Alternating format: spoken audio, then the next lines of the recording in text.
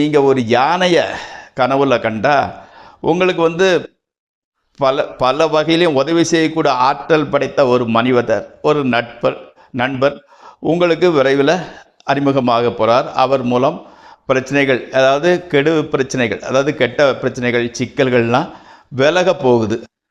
ஆனால் உங்களது வந்து சுதந்திரமாக செயல்பட முடியாமல் போயிடுது. அதாவது அவர் சொல்கிறது தான் கேட்டு நடக்கணும், உங்கள் இஷ்டப்படி நடக்க முடியாமல் போய்கிடுது. ஆமாம், அதனால் வந்து அவர் சொல்வது போல் மட்டுமே நடந்து கொள்ள வேண்டி இருக்கும். நடந்துக்கிட்டிங்கன்னா நீங்கள் பிரச்சனைகள்லேருந்து வெளியே வந்துடலாம். ஓகே.